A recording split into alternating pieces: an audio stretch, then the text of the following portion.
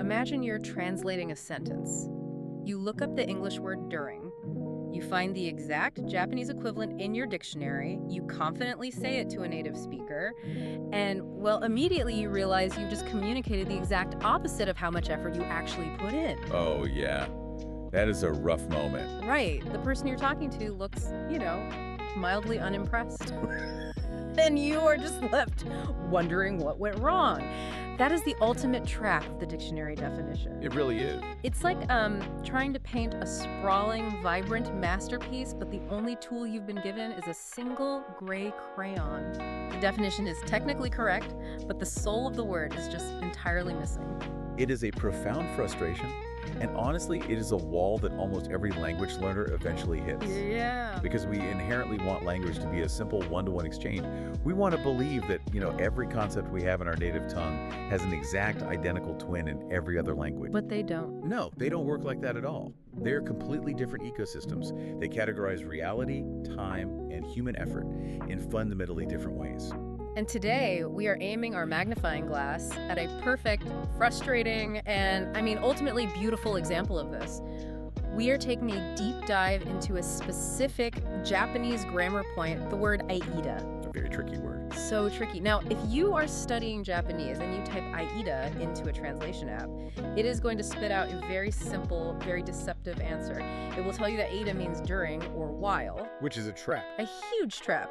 Relying on those English words is actually keeping you locked out of understanding what is really going on in the sentence. You're essentially a cognitive trap, yeah. No. Relying on during or while gives you a very flat, two-dimensional understanding of a concept that is incredibly three-dimensional to a native Japanese speaker. Totally. Mastering this single concept actually unlocks a completely new way of visualizing time and action. Yeah. It fundamentally changes how you perceive the flow of events in the real world. Okay, let's unpack this. Because our mission for this deep dive is to throw out that dictionary definition entirely.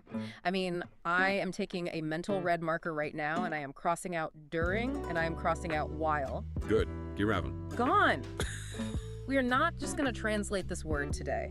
We are going to help you, the listener, understand the actual feeling of it in your bones.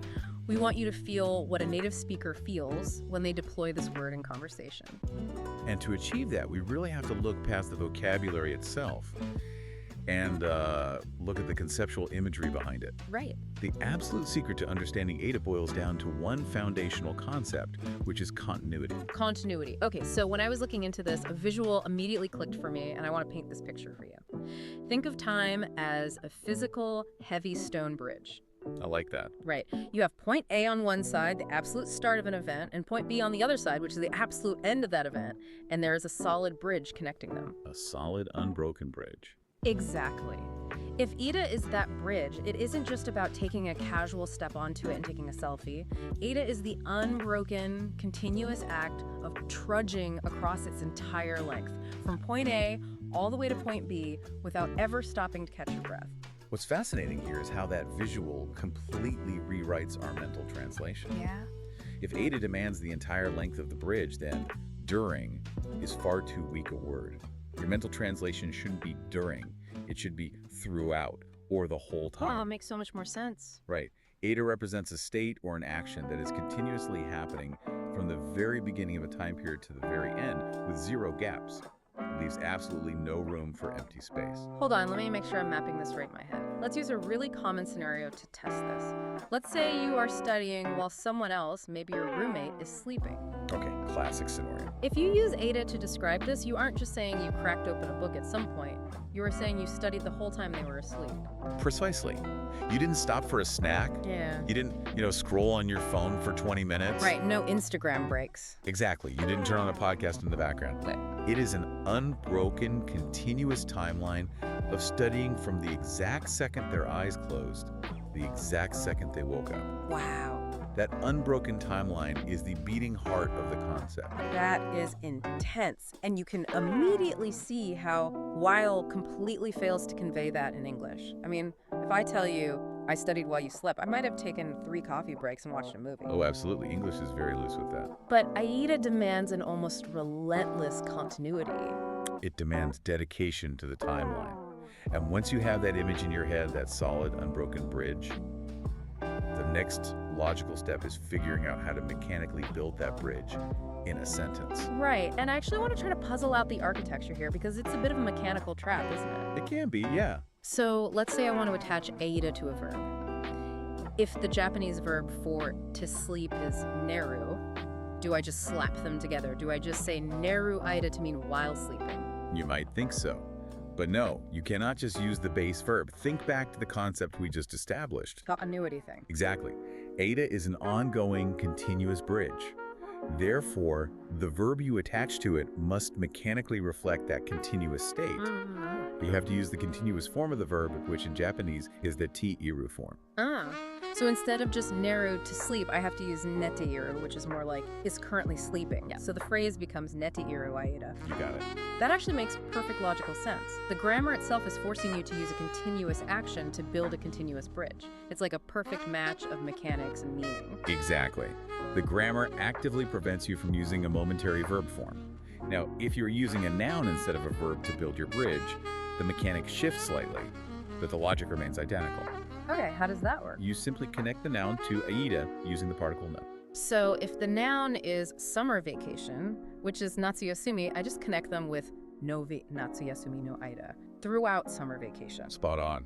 And that works conceptually because a noun like summer vacation is inherently a predefined block of time. It's a container, it has a start date and an end date, making it a perfect bridge all on its own. Exactly. The noun provides the temporal borders, August 1st to August 31st. The bridge is set. Here's where it gets really interesting, because I want to test the absolute limits of this rule. All right, let's hear it. Let's say I am watching a movie at the theater. A movie is a continuous block of time, right? It's a 2-hour container. That is a perfect bridge. Right. Now, what if I am clumsy and I drop my pen in the middle of that movie?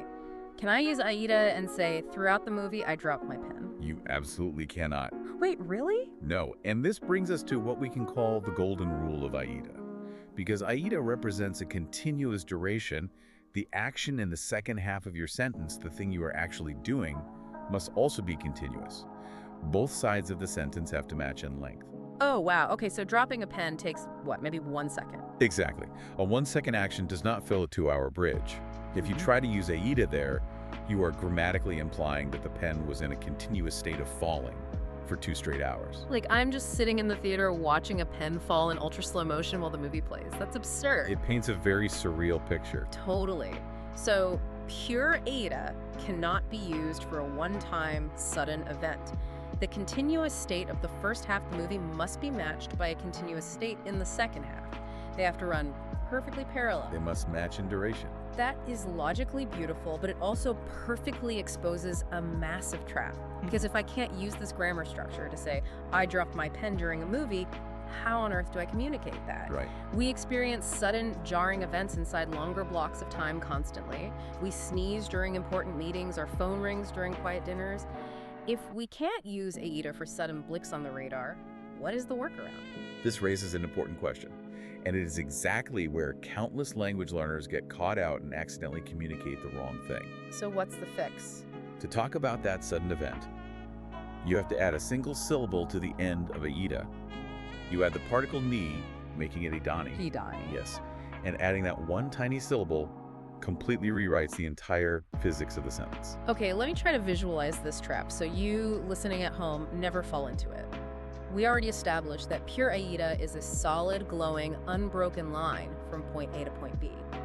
Idani, on the other hand, is that same solid line, but somewhere in the middle of it, you've just drawn a single X mark with a Sharpie. That is the perfect mental map for it. Idani is used exclusively for a single point in time, or a momentary action that happens somewhere within that larger period. Got it. The larger period, this movie is still continuous, but the action you were describing, dropping the pen, is just a tiny blip inside it. So dropping the pen is an Idani situation. The movie was the long line, the pen drop was the X. Precisely. And understanding why this distinction matters is absolutely crucial for your fluency. How so? Well, if you use Idani, you are merely stating a dry fact about a momentary event. But if you use pure Aida, you are claiming start-to-finish dedication.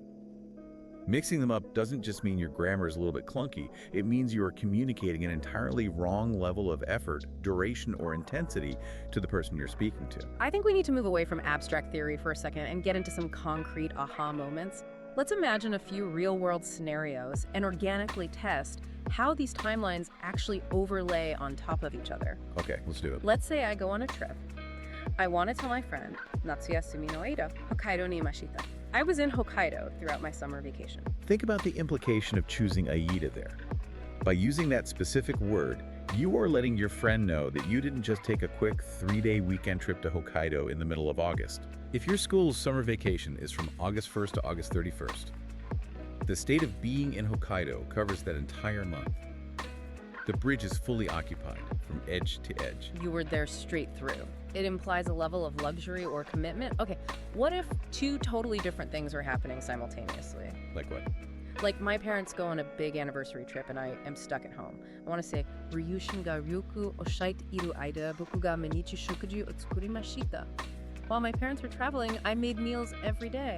This is a beautiful example of two parallel tracks running perfectly in sync. Yeah. Track 1 is your parents, they're in a continuous, unbroken state of traveling. Track 2 is you are consistently making meals. The key here is the word every day. For every single day the parents were away, a meal was made, the actions match in length, unbroken. Like a heavy commitment. You didn't just cook once, you cooked the whole time. Okay, here's another one. We've all been trapped by bad weather. Amiga fute iru aida watashitachi wa cafe de mate imashita. We waited at the cafe the whole time it was raining. Again, map the timelines. The rain starts, you sit down and start waiting. The rain continues, you continue waiting. Right. The rain finally stops, you stop waiting. The action of waiting fills the exact duration of the rainfall. You were locked in. You didn't run out to the store in the middle of it. You were just planted in that cafe. Yeah. Now, I want to pivot slightly because there's a nuance here that absolutely fascinated me. What if the action, well, what if it isn't an action at all? What do you mean? What if a teacher says, Jugyu no aida, kare wa hitakoto mo hanashimasen deshita? He didn't say a single word throughout the entire class. Yes. Yeah. This is a very sophisticated, almost philosophical use of Aida. Right, because the student isn't actually doing something. But the grammar is treating not speaking as an active, continuous state. Yes, exactly. He isn't just passively quiet. He is maintaining a state of absolute silence that spans the entire bridge of the 50-minute class. It frames the absence of action as a deliberate, continuous effort. That is a brilliant observation. We often default to thinking that continuity requires physical movement, noise, or obvious exertion. Yeah, sweat and tears. Right. But maintaining a state of not doing something for an extended period requires just as much presence to fill that timeline. The profound silence itself becomes the solid line on our graph. It totally shifts how you think about silence. It's an active choice. Okay, so understanding the grammar and mapping these matching timelines is a fantastic foundation. But a language isn't just a dry math equation of matching lengths. No, definitely not. How does this continuous state actually shape social dynamics? How does committing to this unbroken bridge play out in real, messy human conversations? If we connect this to the bigger picture, we see that Aida functions as a powerful form of social currency. Social currency, I like that. It is used to recognize, validate, and reward dedication. Because Aida implies unbroken continuity, using it in conversation signals to the other person that you truly see how hard they worked or how long they endured a difficult situation. I want to roleplay a few scenarios to see how this currency is actually spent. Let's look at an office setting. Let's say Paul has been missing from his desk all morning. Classic Paul. Right. The boss comes over looking annoyed and asks a colleague where Paul is. The colleague says, "Oh, Paul was in the next room making documents throughout the entire morning meeting." And the boss immediately softens and replies, "I see. So he was working hard the whole time during the meeting. That's a big help." It sounds almost like the colleague is actively providing an alibi for Paul here. Is that what's happening? That's exactly what's happening. Notice how the colleague deliberately uses Aida to describe Paul's work. By choosing that grammar point, they are actively protecting Paul's professional reputation. Wow. They aren't just telling the boss that Paul did some loose work. They're guaranteeing that Paul's effort was continuous and unbroken for the entire duration of the meeting. And the boss instantly decodes that grammar, recognizes the continuous effort, and validates it by calling it a big help. The grammar itself conveys the work ethic. It's a shield of continuity. Okay, scenario 2. Let's move to home life. A husband comes home to a beautifully clean house. He asks his wife if she was cleaning the whole time he was gone. She replies, "Yes, I was cleaning straight through the time the children were sleeping, specifically using Aida." The husband immediately responds, "The entire time until they woke up, you really worked hard. Please take a rest." This is a textbook example of social validation. The wife deliberately uses Aida to express that she didn't get a single moment to sit on the couch or drink a cup of tea while the kids slept. Right. Her physical labor filled that entire bridge of time. The husband hears the grammar, instantly understands the unbroken, relentless nature of her effort, and responds with immediate empathy and validation. Let's play devil's advocate here. What if she made a mistake? What if she used Idani instead of Aida, meaning she just cleaned for a moment while they slept? The social reaction might have been entirely different and potentially disastrous.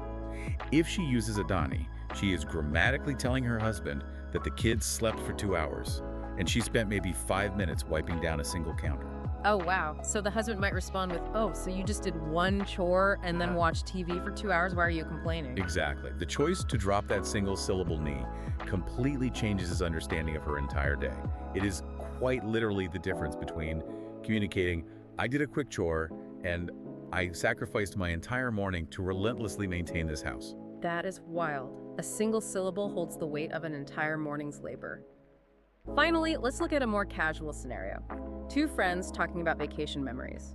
Friend B says they were in Hokkaido throughout the entire summer break using Aida. Friend A's reaction is instant, palpable jealousy. "That's great. I'm so jealous that you stayed in Hokkaido straight from August 1st to the 31st. Here, Aida emphasizes the sheer luxury of unbroken time. It's not just the destination itself that causes the jealousy, it's the duration. Right, whole month. The continuous, uninterrupted month of vacation. In many cultures, we are used to taking a few days here, a weekend there. Using Aida to describe a month-long trip amplifies the scale of the experience. It makes the vacation sound impossibly grand. So what does this all mean if we zoom all the way out from the office, the living room, and the vacation? The core takeaway here is that trying to force English translations onto Japanese concepts is a trap that will catch you every time. Every single time. When you look up Aida and see during, you are being sold a flat, two-dimensional version of a deeply three-dimensional idea. Aida isn't just a casual point in time, it is that heavy stone bridge of continuity. It is an unbroken state, an unyielding action, stretching from the absolute start of an event to the absolute end. And as we've explored today, the difference between describing a fleeting, insignificant moment and expressing deep, continuous dedication often comes down to this single grammatical choice. It's about knowing exactly when to strip away that nai to show the full weight and effort of an action. It's a powerful reminder that grammar isn't just a list of dry rules in a textbook. It is the living framework for how a culture expresses value, human effort, and the passage of time itself. That is wonderfully put. It really makes you pause and think about how we experience time itself. Which leaves me with a final, slightly provocative thought for you to mull over as you go about your day. We've established that Aida requires two parallel matching lengths of time, like the rain falling outside and you waiting in the cafe, or the kids sleeping and the house being intensely cleaned. But how does our own psychological perception of time stretch or shrink when we are locked in these continuous states? Oh, that's a truly fascinating angle to consider. Right. Think about it. Waiting in a cafe for the rain to stop might feel like an absolute eternity. You are just staring out the window and the minutes drag on forever. Yeah. But intensely cleaning the house while the kids sleep, that might feel like it happens in the blink of an eye because you are rushing, heart pounding, trying to beat the clock before they wake up. Both actions technically fill the exact same mathematically equal bridge of time. But does the grammar we use to describe our actions, committing to this unbroken continuity of Aida, retroactively shape how long that bridge actually feels in our memories? By using a word that demands unbroken dedication, are we secretly telling ourselves a story about our own endurance? It deeply suggests that the language we choose doesn't just passively report our experiences to others. It actively colors and shapes our own internal memory of them. Exactly. The words we use build the reality we remember. So the next time you look at a dictionary and see a simple, clean translation like during, remember that that jagged little word might just be hiding an entire unbroken bridge of time and effort. Until next time, keep looking past the definitions.